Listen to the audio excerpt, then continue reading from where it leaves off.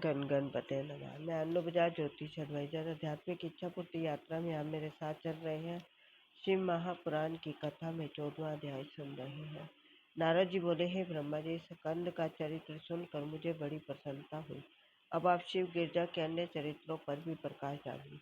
मैं आपसे एक प्रश्न करता हूँ, आशा है आप उसका प्रसन्नता से उत्तर देंगे। हे पिता, आप मुझे गणपति का चरित्र सुनाइए तथा ये बताइए कि वे किसके पुत्र हैं। पंचदेव की पूजा की जो आज्ञा दी गई है उनमें एक गणपति भी है। उनकी किस प्रकार समय से पूजा की गई है।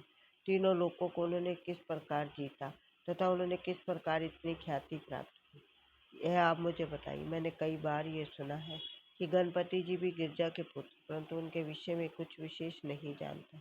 शिव जी के विवाह में आने वाले आप कहा कि गणपति की पूजा की गई। शिव जी ने उन्हें नमस्कार किया।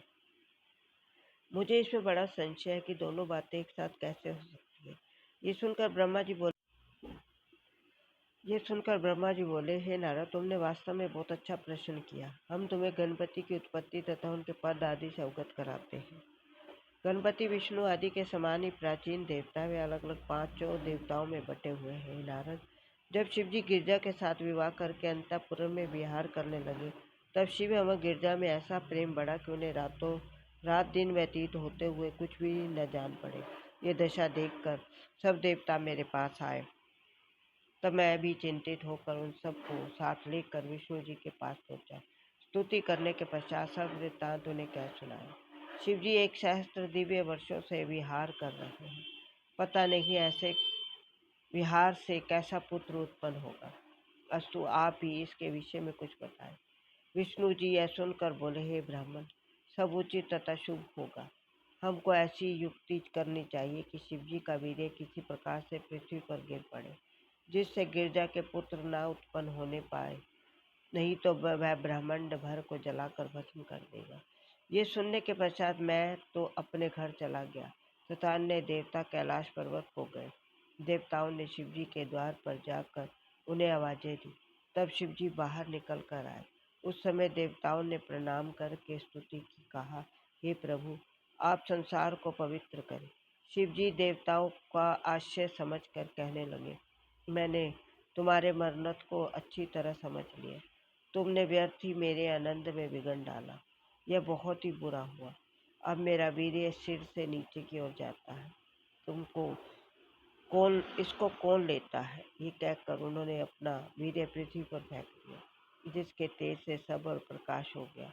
उस समय अग्नि कपोत का रूप धारण कर उस वीर्य को खा गए। फिर जब वे उड़कर आकाश को चले तो उस वीर्य को धारण करने की शक्ति न पाकर उन्होंने उसे पृथ्वी पर फेंक दिया। उसके गिरने से पहाड़ भी कांप उठा। इस प्रकार स्कंद की उत्पत्ति हुई, जिसके विषय में हम पहले बता चुके हैं। हे नारद, अब हम तुम्हें गणपति के विषय में बताते हैं। इस घटना के घटते समय शिव जी ने सब देवताओं से कहा कि तुम लोग शीघ्र ही हमारे पास से भाग जाओ। ऐसा न कह हो तो गिरजा इस बात को जानकर तुम पर क्रोध करे। यह सुनकर देवता वहां से भागे तथा शिव जी उनके भागने का चरित्र देखते रहे। उसी समय गिरजा ने आकर देवताओं पर महाक्रोध किया, जिससे ऐसा प्रतीत होने लगा कि अभी प्रलय हो जाएगा। तदुपरांत गिरजा ने देवताओं को श्राप दिया। श्राप दे चुकने के पश्चात भी उनका क्रोध शांत न हुआ। उनका शरीर दुख की अधिकता के कारण शिथिल हो गया। शिव जी ने गिरजा को इस प्रकार दुखी देखकर गोद में उठा लिया। बहुत सी प्रेम की बातें की। उन्होंने उन्हें समझाते हुए कहा, हे गिरजे, तुम मुझसे इस प्रकार क्यों अप्रसन्न हो। मेरा कोई अपराध नहीं। यदि अनजाने में कोई अपराध हो गया हो, क्षमा करो। तुम्हारे बिना मानो हम अंगहीन हैं। तुम तो सबकी माता हो। तुम्हारे अधीन तो तीनों लोकों के कार्य हैं।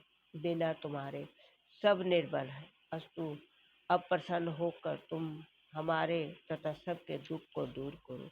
शिव महापुराण की कथा आगे सुनने के लिए आप मेरा अगला वीडियो देखिए। ओम नमः शिवाय।